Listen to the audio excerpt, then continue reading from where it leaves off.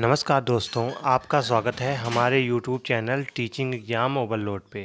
साथियों, आप सबकी सीटेट की तैयारी अच्छे से चल रही होगी। सीटेट के अंतर्गत आज पेपर 2 के अंतर्गत साइंस एनसीईआरटी क्लास 7 के चैप्टर 2 को हम लोग कवर करेंगे, जो कि बहुत इंपॉर्टेंट सेशन है सीटेट पेपर 2 में साइंस की तैयारी करने वाले छात्रों के लिए एवं बिहार शिक्षक भर्ती की तैयारी करने वाले छात्रों के लिए। तो यह सेशन दोनों के लिए ही महत्वपूर्ण है, क्योंकि एनसीईआरटी 6 to 8 से ही सारे प्रश्न पूछे जाते हैं। अगर आपको सीटेट पेपर 2 में साइंस तैयारी कर रहे हैं तो आपको एनसीईआरटी 6 to 8 पढ़ना ही पड़ेगा। और एनसीईआरटी 6 to 8 हमारे चैनल पे प्रॉपर तरीके से कराया जाता है। हमारे चैनल पे एनसीईआरटी का पूरा निचोड़ कराया जाता है, चाहे जिस सब्जेक्ट का आप उठा के देख लेंगे सबकी प्लेलिस्ट बनी हुई है। तो एनसीईआरटी 6 to 8 का निचोड़ ही कराया जाता है, चाहे वह हिंदी हो, ईवीएस हो, सोशल साइंस हो, सबकी आपको प्लेलिस्ट मिल जाएगी, आप लोग देख सकते हैं। चलिए फिर हम बिना किसी देरी के आज के सेशन को स्टार्ट करते हैं। आज के सेशन को स्टार्ट करने के पहले एक छोटी सी रिक्वेस्ट है, हमारे चैनल को लाइक कीजिए, सब्सक्राइब कीजिए, ज़्यादा से ज़्यादा शेयर करिए। तो आज के सेशन में लोग एनसीईआरटी क्लास 7 के चैप्टर 2 को कवर करेंगे, जो कि बहुत इंपॉर्टेंट सेशन है। चलिए फिर हम लोग स्टार्ट करते हैं आज के सेशन को। पोषण के विभिन्न चरण के बारे में देखते हैं। तो इसमें पहला आता है अंतराग्रहण। अंतराग्रहण क्या होता है? किसी जीव द्वारा भोजन को शरीर में ग्रहण करने की क्रिया को अंतर्ग्रहण कहलाती है। यानी किसी भी जीव द्वारा भोजन को शरीर में ग्रहण करने की जो क्रिया होती है अंतर्ग्रहण कहलाती है। वहीं जटिल खाद्य पदार्थों को सरल पदार्थों में बदलना या टूटना विखंडन कहलाता है, तथा इस क्रिया को पाचन कहते हैं। तो पहला प्रश्न तो यह ही बन जाता है पेपर में कि अंतःग्रहण क्या होता है। तो किसी जीव द्वारा भोजन को शरीर के में ग्रहण करने की जो क्रिया होती है, इसी को हम लोग अंतर्ग्रहण कहलाती है। वहीं पाचन क्या होता है? तो जटिल खाद्य पदार्थों को सरल पदार्थों में बदलना या टूटना विखंडन कहलाता है, तथा इसी क्रिया को हम लोग पाचन कहते हैं। चलिए आगे बढ़ते हैं हम लोग। अगला पॉइंट बनता है अवशोषण क्या है। अवशोषण क्या है? तो सरल घुलनशील पचित खाद्य पदार्थों का रक्त में अवशोषित होने की क्रिया को अवशोषण कहलाती है। तो सरल एवं घुलनशील जो पचित खाद्य पदार्थ होते हैं का रक्त में अवशोषित होने की क्रिया जो होती है, इसी को हम लोग अवशोषण कहते हैं। अगला पॉइंट पूछा जाता है पेपर में कि स्वांगीकरण क्या होता है। तो पाचित खाद्य पदार्थ जो शरीर के विभिन्न भागों तक पहुंचते हैं, जहां इनका उपयोग जटिल पदार्थों को बनाने में होता है, इस प्रकरण को हम लोग स्वांगीकरण कहते हैं। तो स्वांगीकरण क्या होता है? जब पाचित पदार्थ खाद्य पदार्थ जो होता है शरीर के विभिन्न भागों तक पहुंचता है तथा इनका उपयोग जटिल पदार्थों को बनाने में होता है, तो इसी प्रकरण को हम लोग स्वांगीकरण कहते हैं। निष्कासन क्या होती है? तो निष्कासन जो होता है अपचित भोजन सामग्री को शरीर से बाहर निकालने की क्रिया निष्कासन कहलाती है। तो अपचित भोजन सामग्री को शरीर से बाहर निकालने की क्रिया निष्कासन कहलाती है। तो जो अपचित भोजन सामग्री होती है उनको शरीर से बाहर निकालने में जो क्रिया होती है, इसी को हम लोग निष्कासन कहते हैं। चलिए अगला पॉइंट देखते हैं हम लोग। अगला पॉइंट है मानव का पाचन तंत्र, जिसको हम लोग आहार नाल भी कहते हैं। तो आहार नाल जो होता है, आहार नाल में क्या क्या होता है? मुख एवं मुख भोजन होता है। आहार नाल में क्या क्या होता है? मुख एवं मुख भोजन होता है, भोजन नली होती है, अमाशय होता है, दांत होता है, यानी इसको हम लोग छोटी आंत बोलते हैं, बृहद दांत होता है, बड़ी आंत, जिसको उसके बाद गुदा होती है। तो आहार नाल में क्या क्या आता है? मुख एवं मुख भोजन आता है, भोजन नली आती है, अमाशय, शुद्रांश, छोटी आंत, बृहद आंत, बड़ी आंत, गुदा। इतना चीज़ को हमको पढ़ना है, यहीं से प्रश्न आपके बनेंगे इस टॉपिक से। चलिए तो पहले आपको मैं फिगर के माध्यम से दिखाता हूँ। चलिए आइए हम लोग फिगर के माध्यम से देखते हैं। पहले देखिए, जैसे आपको मानव का पाचन तंत्र दिखाया गया है, तो मानव का जो पाचन तंत्र दिखाया गया है, इसमें आपको नीचे से मैं दिखाता हूँ। मलद्वार होता है, मलाशय होता है, परिशिर होता है, और जो बीच में आपको ये दिख रहा है, इसी को हम लोग छोटी आंत बोलते हैं। और बड़ी आंत कौन सी है? ये जो दिख रहा है बड़ी आंत है। अग्नाशय, अग्नाशय यहाँ पे है, और जिगर, अमाशय, पित्ताशय और आहार नली आपको दिखा देता हूँ। ये जो भोजन जहाँ से आप लोग लेते हैं, जो भोजन जिस माध्यम से पाचन तंत्र तक आता है, इसी को हम लोग आहार नली बोलते हैं। क्या बोलते हैं? आहार नली। ठीक, इंग्लिश में सलेवरी ग्लैंड बोलते हैं। लीवर आप लोग देख रहे हैं, स्टोमच आप देख ही रहे हैं, ग्लैंडर, पेनक्रियाज। तो आप लोग फिगर के माध्यम से समझ गए होंगे। चलिए अब हम लोग एक एक देखते हैं, छोटी आंत क्या होती है, बड़ी आंत क्या होती है। चलिए, तो आहार नाल में क्या क्या आता है? मुख्य भोजन आते हैं, भोजन नली आती है, अमाशय आते हैं, क्षुद्रांत यानी छोटी आंत आती है, बृहदांत यानी बड़ी आंत आती है, गुदा आती है। वहीं पाचक ग्रंथियाँ कौन कौन सी होती हैं? तो पाचक ग्रंथियों की बात की जाए तो लार ग्रंथियाँ, यकृत ग्रंथियाँ, अग्नाशय ग्रंथियाँ, 3 आती हैं। पाचक ग्रंथियों में लार ग्रंथियाँ, उसके बाद लीवर आपका आता है जिसको हम लोग यकृत बोलते हैं, अग्नाशय। ठीक, चलिए तो सबसे पहले हम लोग आहार नाल को देखते हैं। तो आहार नाल क्या होता है? मुख्य भोजन होता है। मुख्य गुहिका के 3 भाग होते हैं। तो आहार नाल के में जो मुख्य गुहिका होती है इसके 3 भाग होते हैं। कौन कौन से? पहला दांत होता है, जीभ होती है, लार ग्रंथि होती है। दांत, जीभ और लाल ग्रंथि 3 होते हैं। ठीक, चलिए दांत क्या होता है? तो दांत जो होते हैं भोजन को छोटे टुकड़ों में तोड़कर उन्हें चबाने और पीसने का कार्य करते हैं। तो दांत का जो कार्य होता है, दांत भोजन को छोटे टुकड़ों में तोड़कर उन्हें चबाने और पीसने का कार्य करते हैं। इन्हीं को हम लोग दांत कहते हैं। अब अगला प्रश्न बन सकता है दांत के प्रकार एवं कार्य बताइए। तो दांतों के नाम से देखते हैं। तो पहला आता है दांतों के नाम में कृतंत। कृतंक दांत जो होता है इसका कार्य होता है कर्तन एवं दसन। कर्तन एवं दसन। दांतों से निचला जबड़ा में 4 होता है, ऊपरी जबड़ा में 4 होता है। टोटल इसकी संख्या 8 होती है। तो कृतंक दांत की टोटल संख्या 8 होती है, 4 ऊपर के जबड़े में, 4 नीचे के जबड़े में। और उसके बाद दूसरा आता है रत्नक।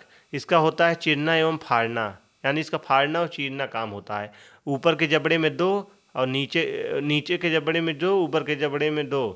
हाँ, और टोटल कितने होते हैं? दांतों से निकला यानी जबड़ा, ऊपर के जबड़े में 2, नीचे के 2, टोटल 6 होते हैं। और उसके बाद अग्र आता है। अग्र को कहते हैं चबाना एवं चबाना। हाँ, तो इसमें ऊपर 4 4, टोटल 8 होते हैं। ठीक, और चवड़क जो होता है पीसना चबाना एवं, तो इसमें 6 होते हैं, इसमें 6, टोटल 12 होते हैं। ठीक,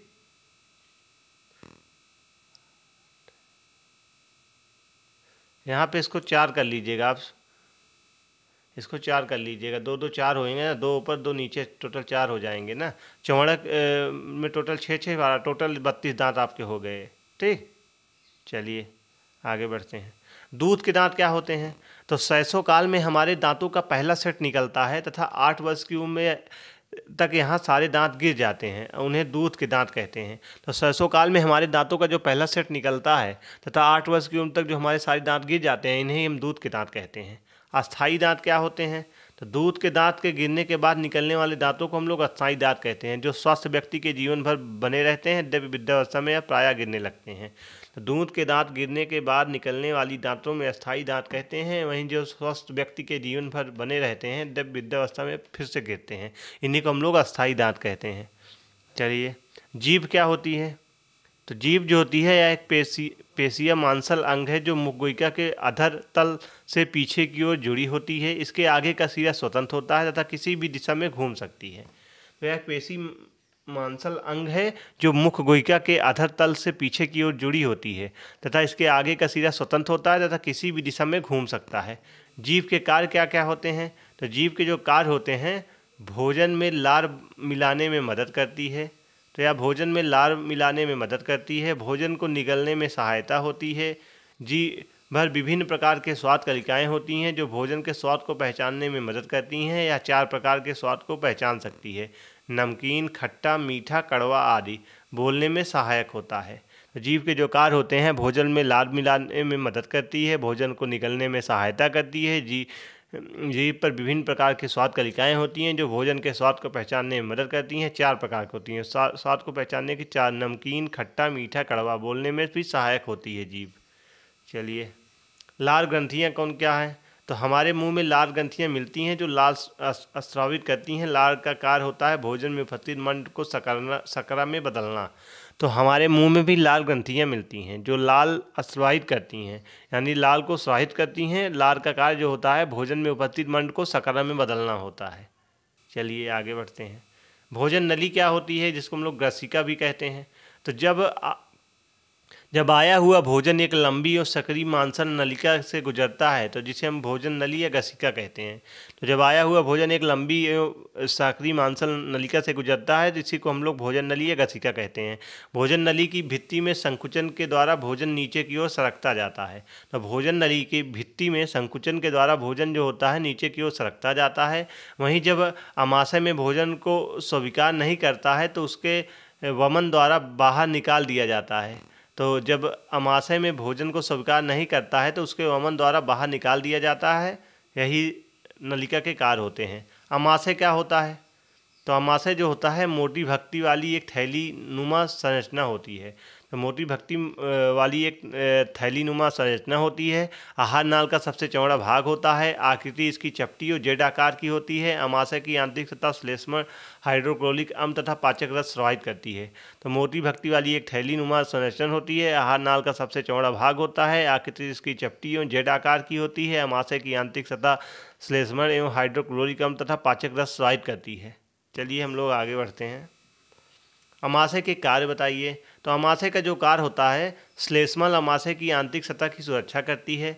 अगले अमाशय में भोजन के साथ साथ आने वाले जीवाणुओं को नष्ट करती है। अपाचन रसों को क्रिया करने के माध्यम को अम्लीय बनाता है। पाचन रस प्रोटीन को सरल पदार्थों में तोड़ते हैं।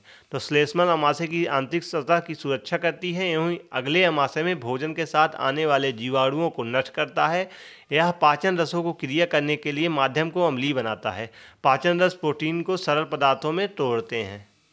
चलिए हम लोग आगे बढ़ते हैं। क्षुद्रांत यानी छोटी आंत क्या होती है? यह 7.5 मीटर लंबी अत्यधिक कुंडलित नली होती है। यकृत एवं अग्नाशय से स्रावित एंजाइम जो क्षुद्रांत में आते हैं, इसकी भित्ति भी कुछ एंजाइम स्रावित करती है। तो यह 7.5 मीटर लंबी अत्यधिक कुंडलित नली होती है। यकृत एवं अग्नाशय को स्रावित एंजाइम जो क्षुद्रांत में आते हैं, इसकी भित्ति भी कुछ एंजाइम स्रावित करती है। चलिए हम लोग आगे बढ़ते हैं। बृहदांत यानी बड़ी आंत क्या होती है? तो बृहदांत यानी क्षुद्रांत की अपेक्षा चौड़ी और मोटी होती है। इसकी लंबाई 1.5 मीटर होती है। मुख्य कार्य इसका होता है जल एवं खनिज लवणों को अवशोषण करना। बचा हुआ अपचित भोजन अर्धठोस मल के रूप में रहता है। चलिए, यकृत क्या होती है? यकृत जो होती है गहरे लाल भूरे रंग की ग्रंथि होती है। शरीर की सबसे बड़ी ग्रंथि होती है। पित्त रस का स्राव करती है जो पित्ताशय को संग्रहित करता है एवं पित्त रस वसा का पाचन करता है। तो गहरे लाल भूरे रंग की ग्रंथि होती है, शरीर की सबसे बड़ी ग्रंथि होती है, पित्त रस का स्राव करती है जो पित्ताशय में संग्रहित रहता है एवं पित्त रस वसा का पाचन करता है। अग्नाशय। अग्नाशय का जो कार्य होता है, हल्के पीले रंग की यह ग्रंथि होती है। अमाशय के ठीक नीचे होती है। अमाशय रस कार्बोहाइड्रेट तथा प्रोटीन को तरल पदार्थों में बदलता है। तो अमाशय रस का जो मुख्य कार्य होता है कार्बोहाइड्रेट तथा प्रोटीन के तरल पदार्थों में बदलता है। आंशिक रूप से पचा क्षुद्रांत भोजन के निचले भाग में पहुंचाता है जिसमें आंतरस क्रिया को पूरा करता है। कार्बोहाइड्रेट ग्लूकोज, वसा में वसाम प्लस ग्लिसरॉल एवं प्रोटीन में अमीनो अम्ल पाया जाता है। चलिए, तो आज के सेशन को हम यहीं समाप्त करते हैं। आज के सेशन में हमने एनसीईआरटी क्लास 7 साइंस के चैप्टर 2 को कवर किया, जो कि बहुत इंपॉर्टेंट सेशन था सीटेट पेपर 2 की तैयारी करने वाले छात्रों के लिए और बिहार शिक्षक भर्ती की तैयारी करने वाले छात्रों के लिए। तो अगर आप साइंस की तैयारी कर रहे हैं तो आपको एनसीईआरटी 6 to 8 पढ़ना ही पड़ेगा। अगर आप लोग एनसीईआरटी 6 to 8 कवर कर लेते हैं तो उसके बाद आपके सारे डाउट क्लियर हो जाएंगे और सारे प्रश्न यहीं से बनते हैं। तो अगर आप एनसीईआरटी का संपूर्ण निचोड़ देखना चाहते हैं तो हमारे चैनल को सब्सक्राइब कर लीजिए। हमारे चैनल पर एनसीईआरटी का संपूर्ण निचोड़ कराया जाता है। सबकी प्लेलिस्ट बना दी गई हैं, प्रॉपर तरीके से क्लासेस चल रही हैं। सबकी नोट्स अगर इसकी प्राप्त करना चाहते हैं तो डिस्क्रिप्शन बॉक्स में टेलीग्राम का लिंक दिया गया है। जैसे ही क्लास 7 के सारे चैप्टर समाप्त होंगे आपको नोट्स दे दी जाएगी। तो मैं आशा करता हूँ यह सेशन आपको आसानी से समझ में आया होगा। ऐसे ही सेशन देखने के लिए हमारे चैनल के साथ बने रहिए। हमारे चैनल को लाइक कीजिए, सब्सक्राइब कीजिए, ज़्यादा से ज़्यादा शेयर करिए। धन्यवाद।